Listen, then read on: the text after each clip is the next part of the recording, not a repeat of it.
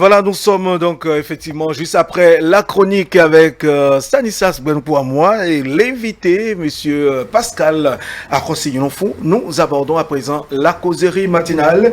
La causerie matinale qui s'intéresse aujourd'hui aux nouvelles technologies de l'information et de la communication.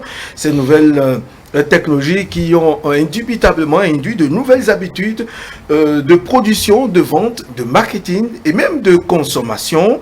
Des habitudes qui, bon an, mal an, nous accompagnent au quotidien. Comment la vente en ligne s'organise-t-elle?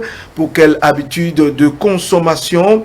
Des acteurs en parlent. Le sujet du jour qui s'affiche déjà, la vente en ligne et les nouvelles habitudes de consommation. C'est bien de cela qu'il s'agit avec des acteurs que nous avons ici avec nous sur le plateau qui vont nous apporter quelques précisions. Je commence par ma droite. Bonjour, Anaël Dou. Bonjour à vous. Merci de répondre à notre invitation. Vous êtes un consommateur, un e-consommateur, nous allons dire. Oui, bien évidemment. Merci. Vous aurez le temps de nous dire comment ça se passe, comment est-ce que vous arrivez à consommer et de quelle manière ces produits. Et avec vous, nous avons Michel Carlos. Michel Carlos, bonjour. Oui, bonjour monsieur. Bonjour, merci de répondre à notre invitation. Vous êtes aussi vous êtes e-commerçant, un acteur. Vous êtes en plein dedans. Vous allez nous expliquer aussi tout à l'heure comment ça se passe, comment est-ce que vous vous organisez. Stanislas Benpouamois, aussi un consommateur de ces produits, de nouvelles technologies, tout comme beaucoup d'autres. Exactement. Alors, Michel Carlos, la vente en ligne, oui, ça c'est grâce aux nouvelles technologies de l'information et de la communication. Comment est-ce que ça s'organise? Et qu'est-ce que c'est en fait? Quand on parle de vente en ligne, qu'est-ce que c'est? D'accord.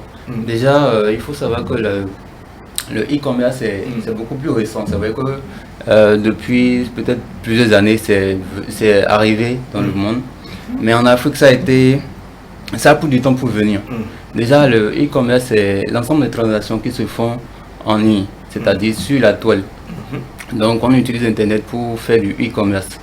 Généralement, on va dans les marchés pour faire du e-commerce, mais actuellement, tout se passe en ligne. Vous pouvez acheter, vendre, revendre en ligne. En ligne, oui.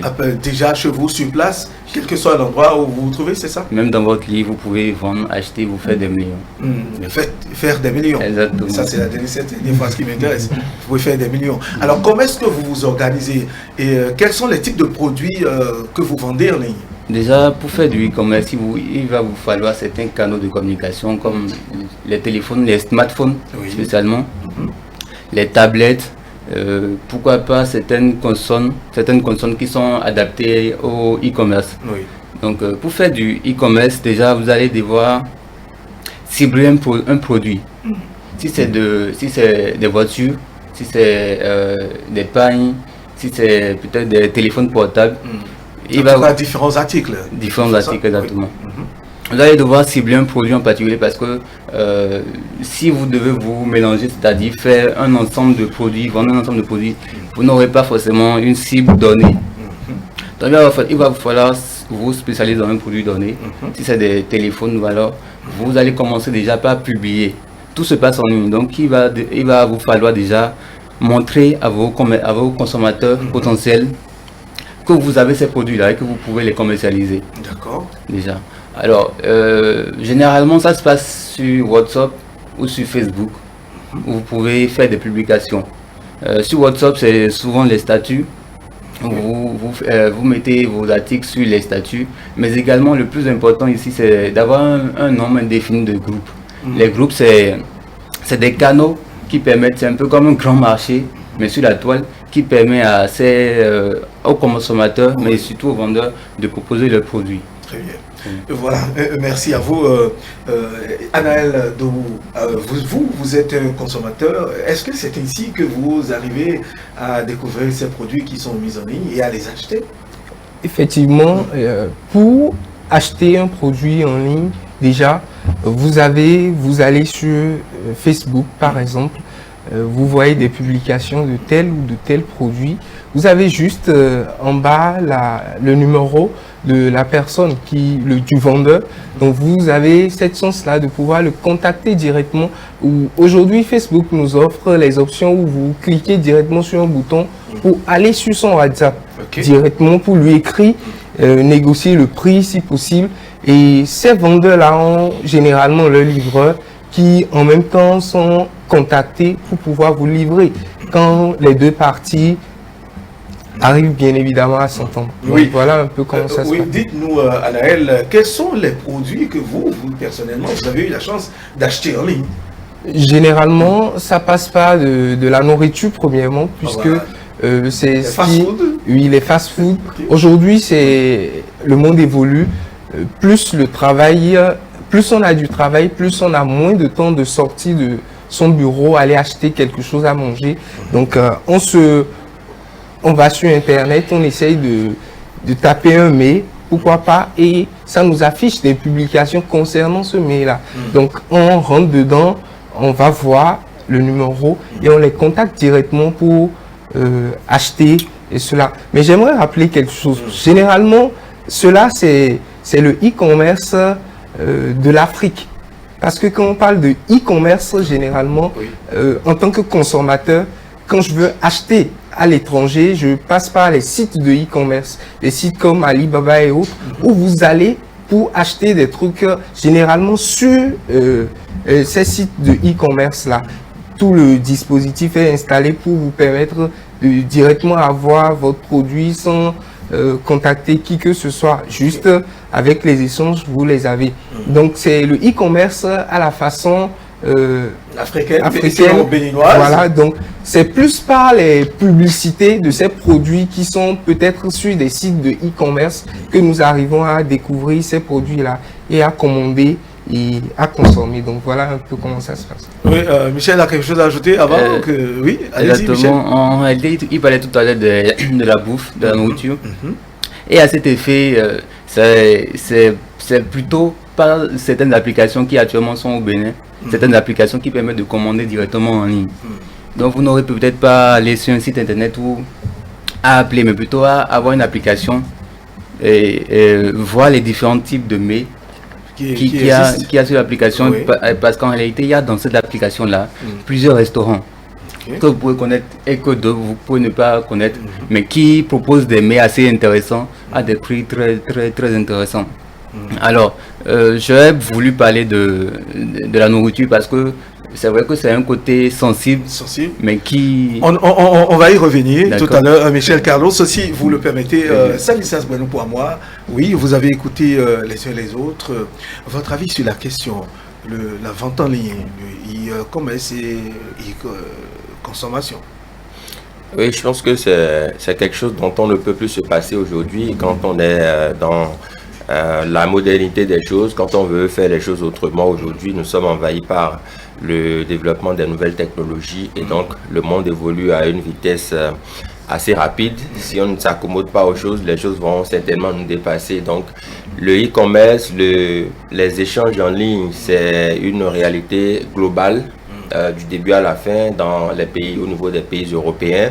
Ici, ce qu'il faut observer, c'est que nous avons certes peut-être d'autres manières de faire, mais on va devoir aller à l'école des Européens en matière de e-commerce parce que d'ici là, les hommes n'interviendront plus dans le processus d'échange par rapport à la vente ou à l'achat en ligne, par exemple. Sur toute la ligne, voilà. Aujourd'hui, ce à quoi nous sommes habitués en Afrique et précisément au Bénin, c'est que il y a des échanges qui se font sur Internet, d'accord, on publie l'article, si ça m'intéresse, je contacte le numéro, on échange, mais à la livraison, on constate qu'il y a quelqu'un au bout du rouleau, il y a le contact physique quand même qui est intégré, alors qu'ailleurs, vous n'avez même pas besoin de contact physique, vous allez sur le site, vous vous inscrivez, vous voyez un peu les différentes offres, si vous êtes intéressé, tout se passe en ligne, la transaction et tout ça. Quelqu'un la dernière fois donnait l'exemple du hamburger par exemple, ou même à l'achat, vous mettez l'argent dans la machine et ça vous sort l'hamburger, vous ne savez même pas qui l'a déposé là, mais ça se fait. Donc je pense que progressivement nous irons à cette école-là pour faciliter les choses. Et l'autre chose aussi, c'est que le e-commerce est une transaction qui se passe en ligne, c'est-à-dire via Internet. Donc, quand vous n'avez pas Internet, vous ne pouvez pas faire le e-commerce. Les échanges en ligne, vous ne pouvez pas les faire. Donc, ça suppose que vous avez un smartphone, vous avez la connexion Internet et vous avez quand même les mots, comme on le dit, les mégaoctets pour pouvoir vous connecter et voir un peu.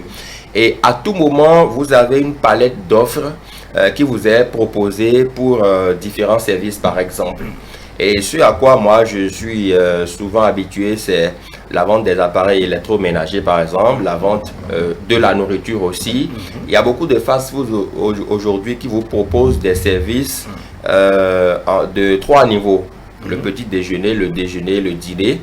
Vous vous réveillez le matin, sur Internet, vous voyez déjà une structure qui vous propose le petit déjeuner à tel prix. Et on vous parle du coût de la livraison. Généralement, on parle de la livraison qui est gratuite en même temps. Non, ça dépend. Ah, ça dépend. Sinon, souvent, pour ce que je constate, le coût de la livraison n'est pas inclus quand vous êtes à Cotonou. Mais hors de Cotonou, on dit, bon, voilà, ça dépend 500 ou 1000 francs. Donc, et c'est selon, si vous êtes d'accord, vous payez. Et à la livraison, il y a quelqu'un qui vient. Je pense que l'un des avantages, c'est que on gagne en temps. Parce que vous n'avez plus besoin forcément de vous déplacer dès que vous êtes à la pause. Il y a quelqu'un qui vient et vous mangez sur place, vous pouvez continuer votre travail.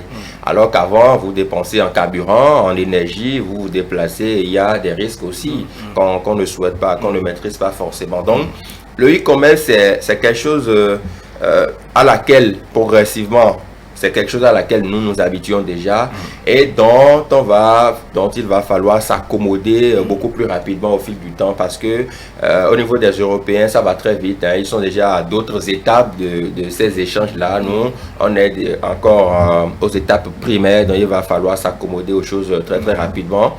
Et je pense aussi que ça rend crédible la structure qui vous propose ces services et vous aussi ça vous rassure quelque part parce que au bout du rouleau vous savez à quoi vous en tenir.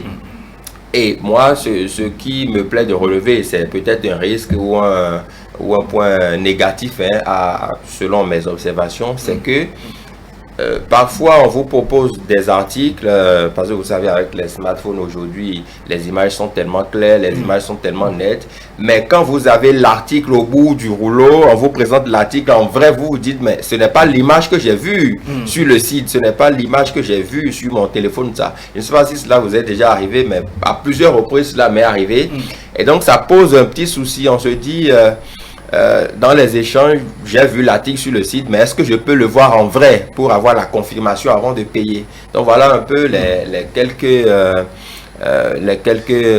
ratés qu'il y a qu'il va falloir corriger au fil du temps. Oui, Anaël Dou, en tant que consommateur, est-ce qu'il vous est arrivé de tomber sur ces travers où on vous présente un autre produit, ce qui vous est vendu en ligne n'est pas ce qui vous a été proposé au départ? Effectivement. On ne va pas dire que ce n'est pas cela, c'est bien cela, mais la qualité, c'est tout autre. Merci. Vous voyez un produit qui ne ressemble presque en rien à ce que vous avez vu directement sur Internet. Donc là, il se pose le problème. Voilà, nous remercions la réalisation qui nous montre à l'écran un peu comment est-ce que des images qui illustrent un peu ce que vous êtes en train d'expliquer là. Oui, allez. Effectivement. Oui. Donc on se confronte à un problème de qualité parce que le marché est assez vaste.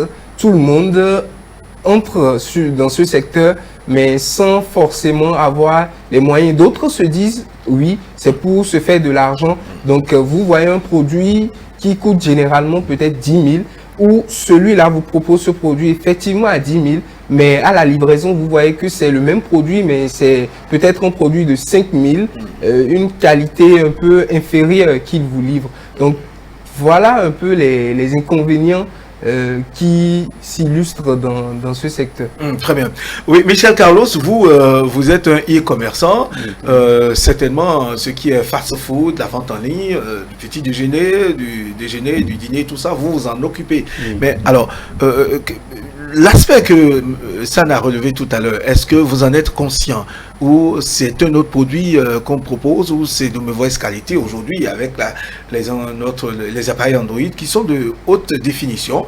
Alors, est-ce que vous êtes confronté à ce type de problème et pourquoi? Merci. Oui, exactement. Certains de ces problèmes surviennent. En réalité, même si je suis commerçant, je travaille beaucoup plus avec certains restaurants. Si par exemple un individu souhaite commander de la nourriture à sa pause, il a cette application dont je vous ai parlé, il défile. Sur l'application, effectivement, c'est une photo qui a été prise. Une photo d'un plat de la viande, du atassi peut-être, bien garni et tout.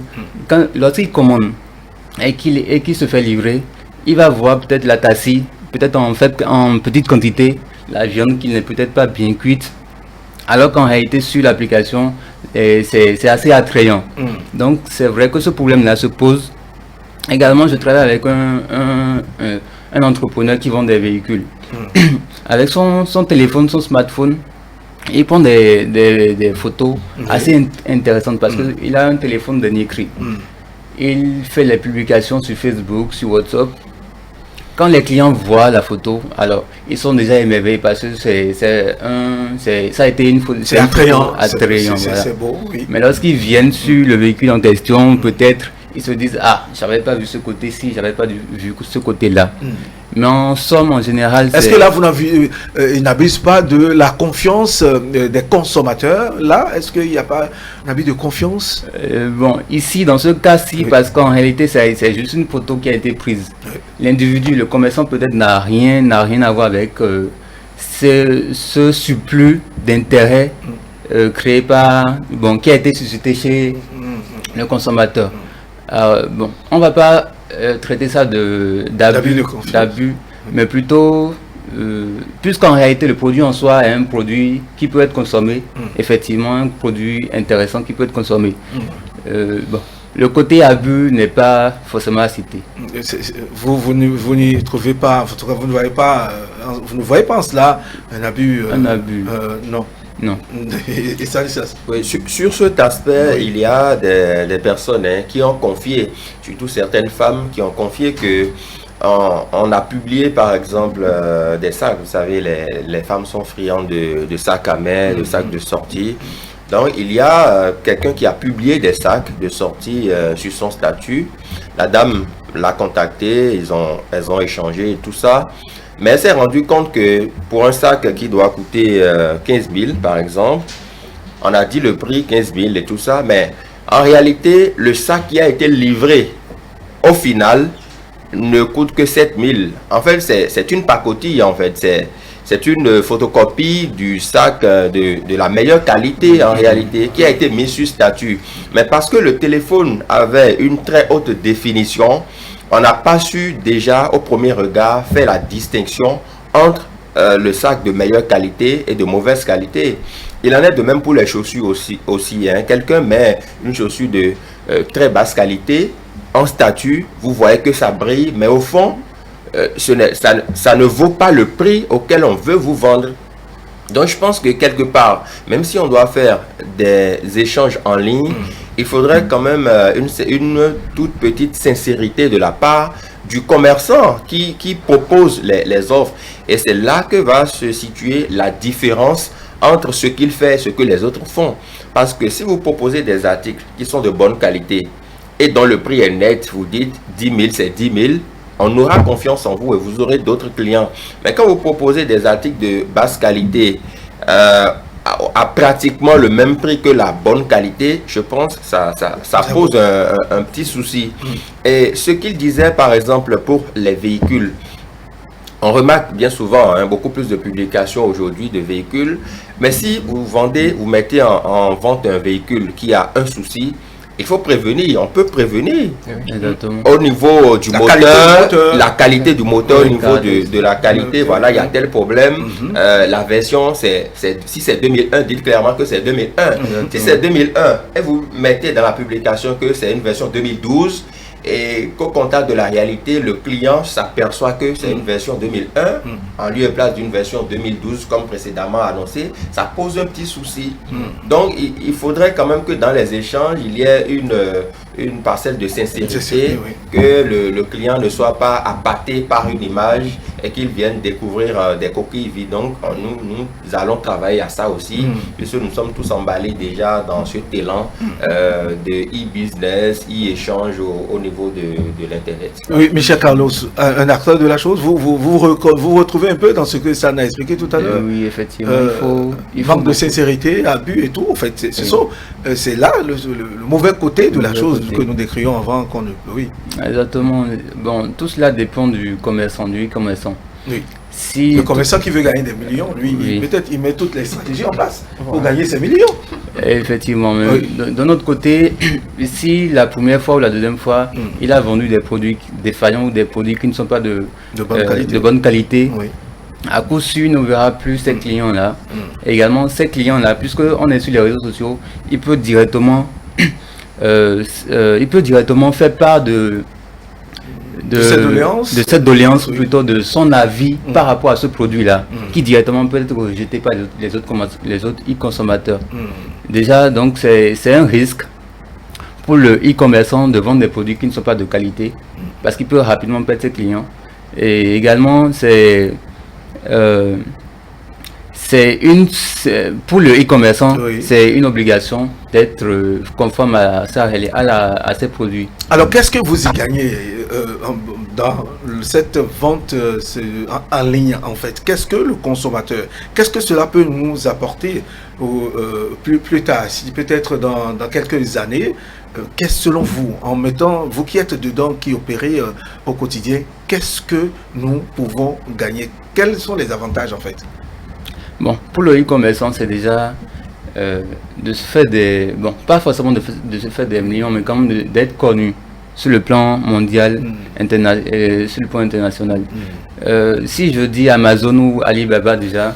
Non, on va faire de la publicité pour les sites, par Non, exemple. Oui, exactement, mais oui. si pour un e-commerçant, son objectif serait certainement d'être le meilleur dans son domaine, de vendre pour dans certaines années d'être le meilleur quand même, d'être au top des tops, d'être reconnu internationalement.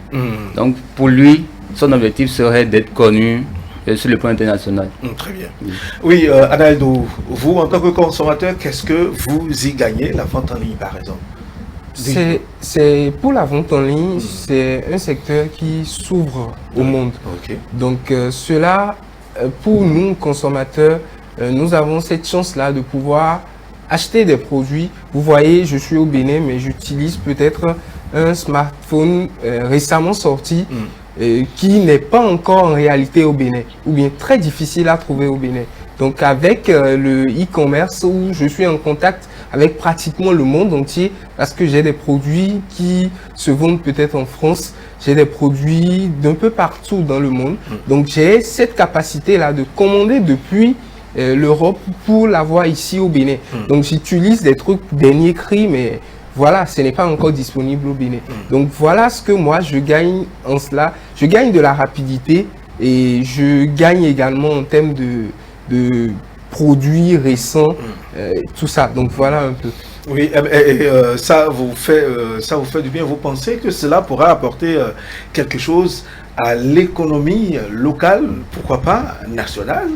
Effectivement. Dans les habitudes. Effectivement, je l'ai dit tout à l'heure que c'est un secteur qui s'ouvre au monde entier. Pour les entrepreneurs, pour ceux qui vendent sur les plateformes de e-commerce, c'est une opportunité de pouvoir se faire connaître rapidement. Quand vous vendez par exemple des voitures dans la zone à Cotonou, vous touchez uniquement peut-être ceux de Cotonou et au plus ceux du Bénin. Donc voilà. Mais alors que quand vous vendez, vous êtes même dans votre chambre. Vous vendez en ligne? Quand vous vendez en ligne? Voilà, vous êtes dans votre chambre et quand vous vendez en ligne, vous touchez même celui qui a un smartphone qui est au fin fond d'un village du Bénin ou au-delà. Dans des pays en Afrique. Côté voilà, des Tibet, c'est ça? Voilà un peu. Parce que quand on dit on se fait des millions dedans, ce n'est pas qu'on gagne des millions comme ça par magie, mais c'est juste qu'on a un marché plus vaste, on arrive à toucher plus de personnes, on vend beaucoup plus et autres. J'ai entendu le vendeur, si je peux le dire ainsi, je l'ai entendu parler tout à l'heure des groupes. Vous voyez sur Facebook, par exemple, vous n'êtes pas dans des groupes, vous avez des pages qui ont à peine 1000 abonnés, donc potentiellement, ils ne peuvent toucher que 1000 personnes. Mais avec ces groupes-là, en partageant dans ces groupes-là, c'est que vous touchez l'effectif de tous ces groupes-là. Donc, si vous partagez dans 50 groupes de 10 000 personnes, donc vous avez 50 fois 10 000 personnes que vous touchez. Donc, voilà un peu l'avantage qu'il y a dedans. Et je crois que nous pouvons profiter de cela pour évoluer au niveau de notre économie. L'économie, très bien. Et ça, Quand vous parlez d'avantages Oui. pour le consommateur. le consommateur, le e-consommateur déjà, je le disais, hein, l'avantage c'est en termes de gain de temps déjà. Parce que si vous devez vous déplacer d'un point A à un point B, mettons vous quittez Saint-Michel pour Godomé, si le site est à Godomé par exemple, on vous réduit tout ce coût-là, tout ce trajet. Et donc, dès que vous vous entendez avec le e-commerçant, on vous fait une livraison sur votre site. Donc, vous restez à Saint-Michel. Le produit vous parvient. Maintenant, si à la fin, vous découvrez que ce n'est pas le produit pour lequel on vous a fait de la publicité en ligne, ça, c'est autre chose. Mais le produit vous parvient. Donc, vous n'avez plus forcément besoin de vous déplacer et de courir des risques dans la circulation. Ça, c'est d'un.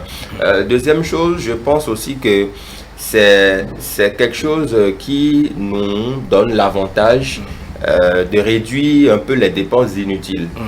Parce que si vous devez vous déplacer, c'est la carburation, vous allez là-bas, vous appelez la personne, vous essayez de chercher l'endroit. Mais tout ceci est résumé en une seule dépense. Dès lors qu'en ligne, vous vous entendez, la livraison vous est faite et ça passe.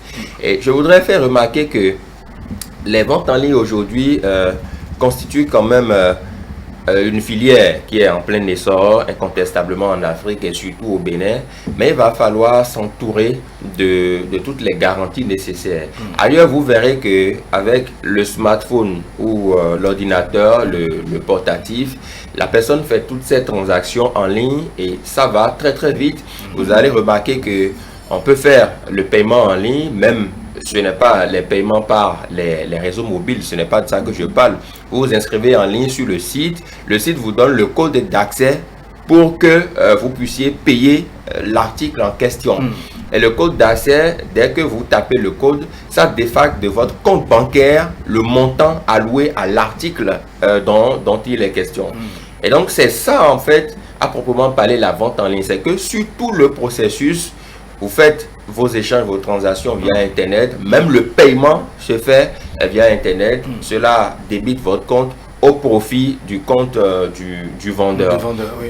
Alors qu'ici, ce n'est pas encore le cas, mais ça viendra incontestablement. Oui, il y a juste une minorité qui ont compris, qui ont assez à ça, à cette méthode de paiement. Oui, Michel Carlos, dites-nous, l'autre, parce qu'il y a la sécurité des produits vendus qui se pose avec acuité, surtout en ce qui concerne les fast-food. Vous savez, c'est des choses qu'il faut consommer. Alors, comment est-ce que quelle garantie donnez-vous aux consommateurs?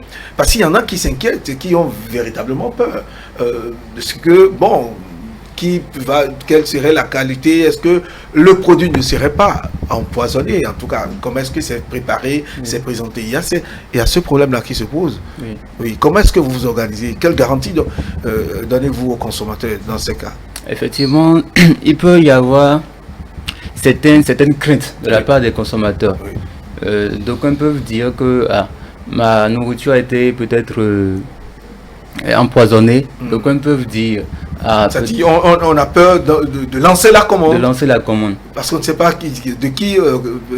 d'où est-ce que ça provient, qui va l'amener, qui va livrer. En fait, ce sont là les inquiétudes, les craintes dont vous parlez. Du côté, pour peut-être réduire la crainte des consommateurs, des e-consommateurs, les e-commerçants peuvent s'allier déjà à certains restaurants connus. Certains restaurants connus qui figurent dans leur application ou sur le site. Déjà, si vous voyez un restaurant que vous connaissez et dans lequel vous avez l'habitude de manger, certainement vous n'aurez pas assez de crainte à peut-être commander dans ce restaurant-là, parce que vous vous dites tout le temps je mange là-bas. Déjà le goût vous connaissez. Donc ça, il revient aux e-commerçants de s'affilier à certains restaurants, de s'affilier à certains partenaires déjà connus qui assurent niveau qualité.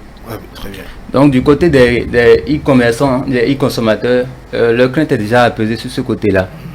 Également concernant le prix, c'est vrai que pour un produit de qualité, le prix doit être forcément conséquent.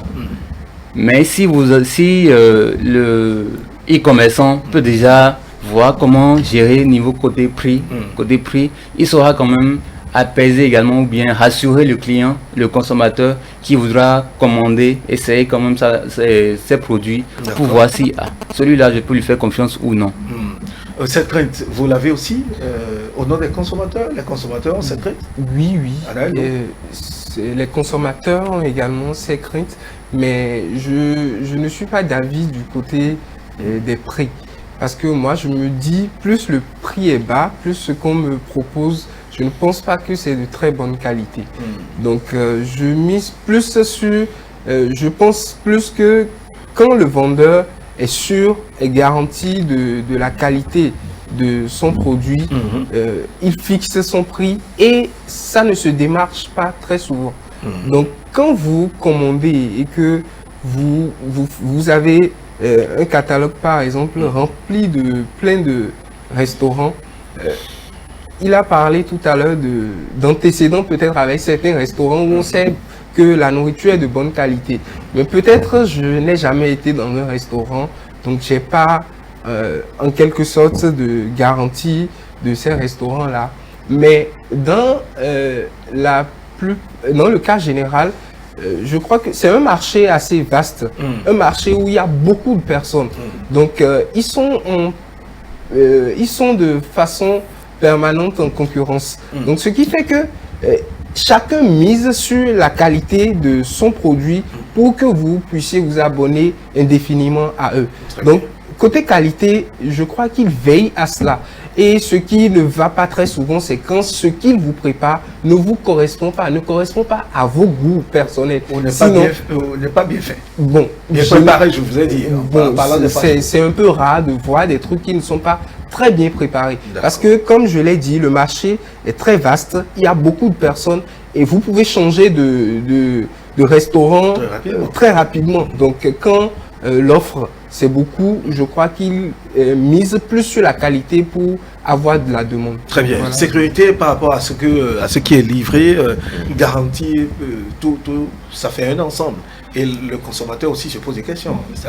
Oui, le consommateur ou le e-consommateur a le droit de se poser certaines questions, sitôt qu'il n'a pas encore touché l'article du doigt. Et quand on parle des groupes WhatsApp et autres dans lesquels on fait des publications, il y a des groupes dans lesquels les publications se font, mais ça n'arrive pas à toucher les personnes. Parce qu'il y a la façon dont la publication est faite aussi, il y a la façon dont l'image est présentée, dont l'article est rédigé. Tout ceci compte dans la mise en valeur de son produit. Si vous écrivez un long texte, déjà que ça ennuie les gens aujourd'hui, hein, quand vous voyez de longs textes, vous n'avez pas forcément envie de lire parce que c'est ennuyeux, ça vous perd votre temps. Donc c'est ça. Il y a plusieurs publications que beaucoup ne lisent plus. Donc il faut allier beaucoup de choses. La vente en ligne, d'accord, mais déjà l'image que vous proposez, il faut que l'image soit vraie et sincère. Pas une image A et on va découvrir B à la fin. Et il faut aussi de très petits tests, hein, juste dire l'essentiel pour accrocher les gens, mettre le prix, le numéro de téléphone et le reste suivra. Mais au-delà de tout ceci, il y a également le risque de se faire arnaquer sur Internet. Parce que la personne a beau faire une offre, vous voyez que tout ceci c'est bon. Et vous mettez votre argent, vous demandez à ce qu'on vous livre, mais finalement on ne vous livre jamais parce que vous vous rendez compte que le numéro avec lequel vous êtes entré en contact au départ ne marche plus à l'arrivée dès lors que vous attendez la livraison. Je ne sais pas si au niveau des e-commerçants c'est déjà arrivé. Et donc ça veut dire, pour poursuivre, ça veut dire que ce que nous faisons aussi au Bénin, qui nous met en relation directe avec le livreur sur le processus final, c'est ça qui nous donne une certaine garantie. Parce que si vous donnez votre argent, si vous envoyez l'argent en amont, que le produit ne venait pas, vous n'êtes pas sûr. Donc, beaucoup de personnes préfèrent aujourd'hui payer à la livraison, c'est-à-dire on s'entend, ou au pire des cas, je vous envoie la moitié du montant et à la livraison, je vous donne le reste pour être sûr quand même que le produit dont vous parlez, je peux l'avoir en temps réel. Mais si j'envoie tout l'argent et que le produit n'est pas livré par la suite, je ne vous ai jamais vu, donc je n'ai pas de garantie que mes sous me soient restitués.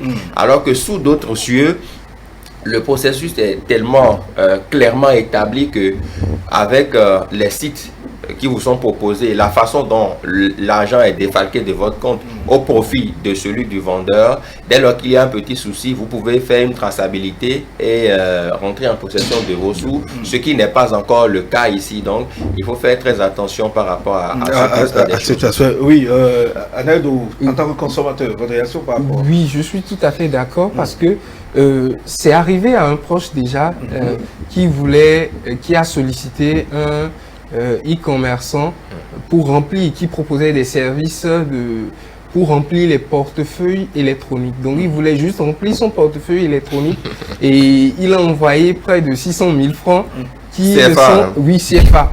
Je crois, bon, un peu plus de 600 000 parce qu'il devrait remplir cela de 1 000 euros. Donc, finalement, ce n'est jamais arrivé. Et jusqu'aujourd'hui, le numéro ne marche presque pas. Oui. Donc, voilà un peu ce à quoi nous sommes, ce à quoi nous sommes confrontés ici en Afrique encore, parce que ça n'a pas encore évolué. Comme le disait, voilà, sous d'autres cieux, c'est carrément différent, où vous avez déjà, aujourd'hui ici par exemple au Bénin, en Afrique, nous les découvrons sur les réseaux sociaux, donc nous allons directement vers eux. Alors que sous d'autres cieux, ils sont sur des plateformes de e-commerce. Ces plateformes sont gérées par des personnes qui se rassurent déjà de la qualité, de la fiabilité, de tout ce qu'il y a comme paramètres pour que nous ne soyons pas déçus. Donc eux, ils garantissent cela et juste sur les réseaux sociaux, c'est la publicité on voit sur les réseaux sociaux. Ils vous orientent sur le site de e-commerce pour que vous achetez en toute quiétude. Alors que ici en Afrique, quand vous voyez la publication sur Facebook, c'est que tout le monde a accès à cela et que la personne nous allons sortir de cette causerie par cette dernière question. Est-ce que vous pensez que la vente en ligne, ces nouvelles habitudes de consommation vont de sitôt rentrer dans les habitudes des Béninois, puisque nous sommes mauvais? De sitôt, je ne pense pas, parce que les Béninois ont un petit problème, c'est de miser. J'ai parlé plusieurs fois de publicité. Ils ne misent pas trop sur la publicité. Le e-commerce aujourd'hui ne peut se développer que par cela. Pour vendre quelque chose en ligne, pour vendre quelque chose que je n'ai jamais vu, c'est que vraiment vous m'impressionnez par de la publicité. Et que faut-il faire selon vous? Et la publicité sur les réseaux sociaux, ce n'est pas du tout sûr, parce que ça peut être du n'importe quoi. La publicité, par exemple, dans les médias, la publicité par des canaux qui sont très fiables peut permettre à ces vendeurs-là de plus convaincre, de plus attirer des consommateurs vers le produit. Michel Carlos, votre avis sur la question? Effectivement, je pense que le e-commerce peut se développer à la longue. À la longue? Oui, à la longue. Peut-être pas dans 2 ans, 3 ans? Peut-être pas dans 2 ans, 3 ans, mais à la longue. Parce que déjà, il faut déjà une stabilité côté Internet. Tout se passe sur Internet, du coup, les coûts d'Internet peut-être peuvent être assez accessibles pour que tous puissent incessamment être sur les réseaux sociaux. Également, la fiabilité des consommateurs, des e-consommateurs, des commerçants surtout, leur fiabilité. Et il faut également qu'ils, en dehors de la publicité en ligne, peut-être sur les Facebook et WhatsApp, les médias classiques, vous voulez dire? En dehors de cela, créer de vrais sites, un peu comme à l'extérieur, parce que à l'extérieur, c'est tout le temps c'est des sites, c'est que des sites, pas de la publicité Facebook ni WhatsApp, c'est que des sites. Également, je pense que le e-commerce peut aboutir à certains, à créer de l'emploi. Voilà. C'est ça. Les webmasters, les graphistes et tout, qui permettent déjà d'embellir les images, de permettre à certains consommateurs d'atteindre plus facilement le produit. Merci Michel Carlos. Stanislas Wenkwamwa. Oui.